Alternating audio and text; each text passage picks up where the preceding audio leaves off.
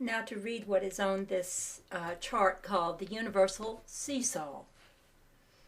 Every sphere is of equal mass. Any change of potential in mass changes all of its dimensions, and its position also changes to conform.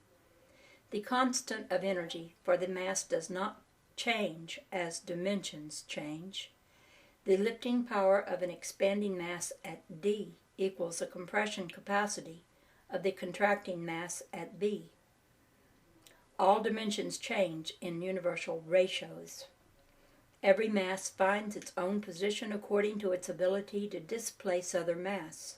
A mass of great volume must seek a lower potential position than that required by an equal mass of small volume. Now, to continue reading.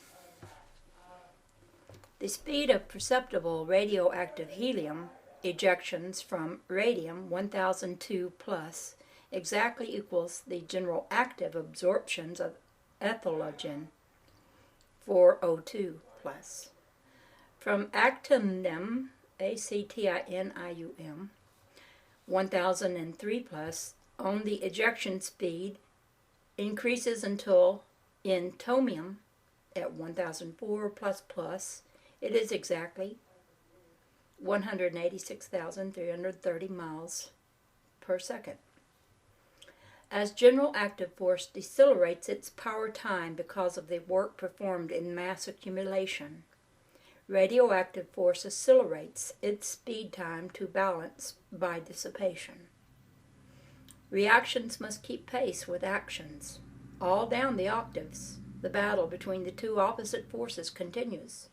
Electricity ever losing speed as it works to gain power, and magnetism ever absorbing the lost speed for the very purpose of dissipating the accumulated power by increasingly forceful explosive ejections.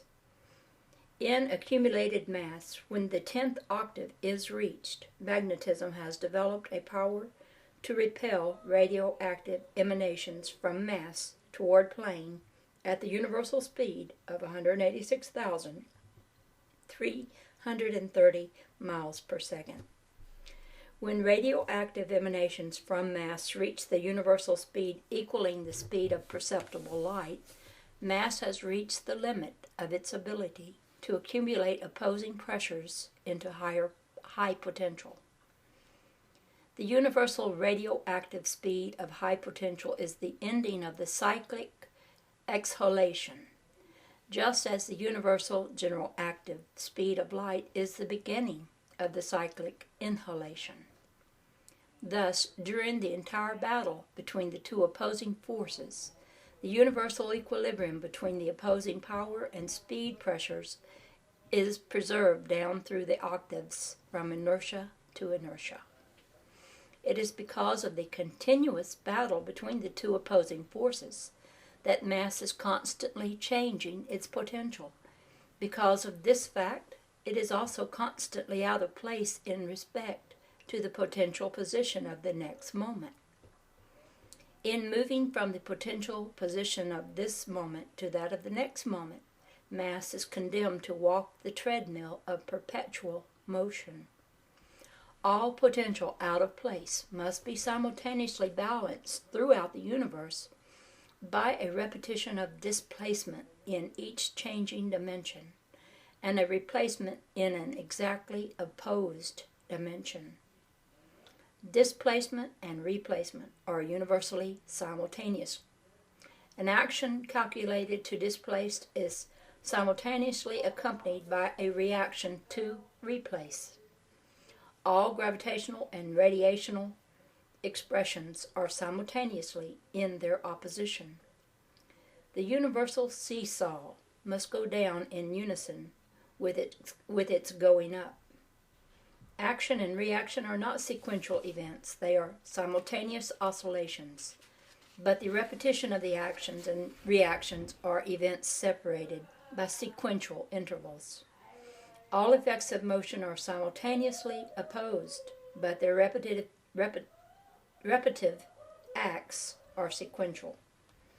That which man calls energy is the displacement of stability, and its sequential replacement.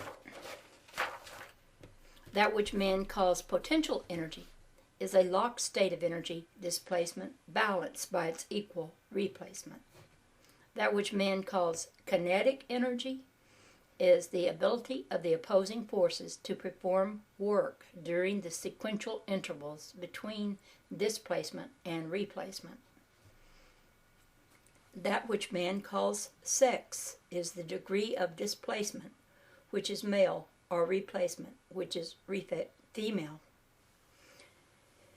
That which man calls voltage is the increasing displacement.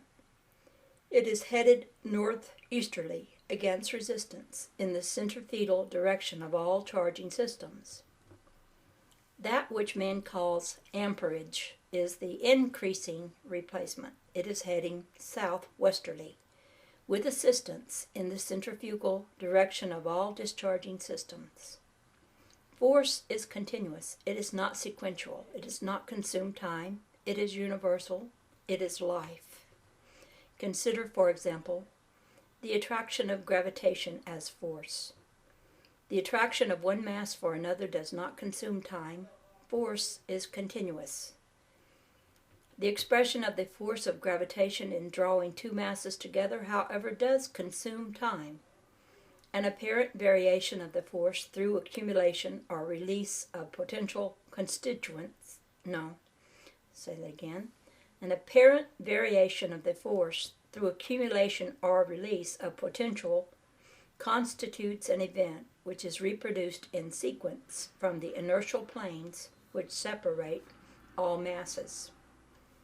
The force of the universal constant must not be confused with its opposite expressions. One is unchanging and dimensionless. The other is constantly changing and has varying and opposite dimensions. In motion, force has the illusion of existence. In inertia, force exists as a potentiality without the illusion of motion.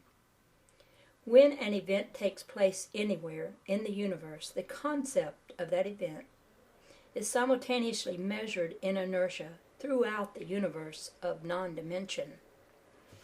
This is the first step toward the production and the reproduction of an event. The second step is the sequential and universal reproduction of the concept of that event in plus and equal minus potential. Simultaneously,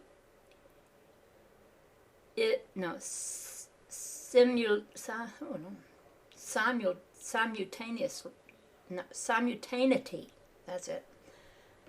Never heard that word. Simultaneity is essential to the maintenance of an equilibrium. The dimensionless universe of inertia, the apparently nothing, has taken on the dimensions of the apparently something. The illusion of space, time, and motion has appeared. Duration has also appeared. Like all effects and dimensions of motion, time has its opposite expression both in effects and dimensions. The opposites of time are power time and speed time. Power time is general active and therefore accumulative. It belongs to electricity. It begins with incredible speed of rotation and no speed of revolution and ends with no speed of either opposite pressure. The effect is rigidity. Speed time is radioactive and therefore dissipative. It belongs to magnetism. It begins with incredible speed of revolution and no speed of rotation and ends with no speed of either opposite pressure. Its effect is tenuity. The greater the accumulation of electric energy and the slower the generative speed, the greater the speed time of radioactive emanations from that accumulation. The greater the attraction of cohesion in stored energy of the high potential of rigid bodies, the greater the deceleration. That which man calls mass is changing potential out of place, constantly seeking place because of its changing potential. By place we mean equilibrium.